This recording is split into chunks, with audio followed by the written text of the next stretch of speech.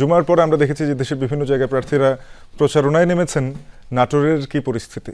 আসলে নাটোরে এক আসনে আমরা অবস্থান করছি। নাটোরে এক আসনে ফারজানা শারমিন পুতুল ইতিমধ্যে নির্বাচনী প্রচারণা শুরু করেছেন। আমরা যদি একটু দেখাই যে বিভিন্ন শ্রেণী পেশার মানুষের কাছেই কিন্তু সে ভোট প্রার্থনা করছেন এবং তাদের কিন্তু দম ফেলার ফুরসত নেই। বিজলি কেবলসের স্কিন কোটেড ইনসুলেশন আগুন প্রতিরোধী। বিজলি কেবলস, নিরাপদ আজীবন।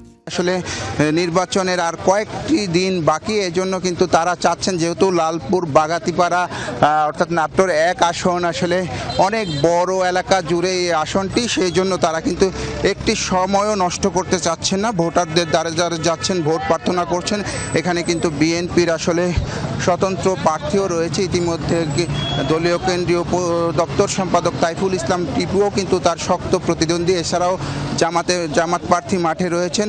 আসলে ত্রিমুখী লড়াই হবে এখানে, জামাত, বিএনপি এবং যে স্বতন্ত্র প্রার্থী রয়েছেন। এখানে কিন্তু মোট আসলে 8 জন প্রতিদ্বন্দ্বিতা করছেন। ইতিমধ্যে 9 জনের প্রতীক বরাদ্দ হয়েছিল। সেই 9 জনের মধ্য থেকে কিন্তু একজন আসলে নিজেকে প্রত্যাহার করে নিয়েছেন। যদিও রিটার্নিং কর্মকর্তার হিসাব অনুযায়ী 9 জন প্রার্থী প্রতিদ্বন্দ্বিতা করবেন। তো এই আসনটি একেবারেই বিএনপির, জামাত এবং স্বতন্ত্র প্রার্থীর মধ্যেই ত্রিমুখী লড়াই হবে। এই আসনে আসলে ফারজানা শারমিন পুতুল এবং তার ভাই ছিলেন রাজন, এটা নিয়ে কিন্তু দেশ জুড়েই আলোচনা সমালোচনা ছিল। সেই আলোচনা সমালোচনার পরে ইতিমধ্যে রাজন প্রার্থিতা প্রত্যাহার করে নিয়েছেন এবং তার বোন পুতুল মাঠে রয়েছেন। তার শক্ত প্রতিদ্বন্দ্বী রয়েছেন, জামাত রয়েছেন।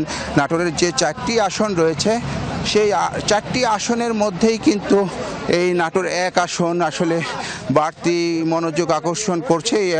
এক আসন ঘিরেই আলোচনা সমালোচনা শুরু থেকেই ছিল এবং গণমাধ্যমের শিরোনাম হয়েছে বারবার। এখানে বিভিন্ন প্রার্থী, যে স্বতন্ত্র প্রার্থীকে শোকজ দেওয়া হয়েছিল। সব মিলিয়ে যে ভোটারদের আবার যে প্রত্যাশা রয়েছে, ভোটাররা বলছেন যে দীর্ঘদিন পরে যেহেতু একটা উৎসবমুখর পরিবেশে ভোট গ্রহণ অনুষ্ঠিত হবে, সেজন্য কিন্তু তারা দেখে শুনে ভালো প্রার্থীকেই তারা ভোট দিতে চান।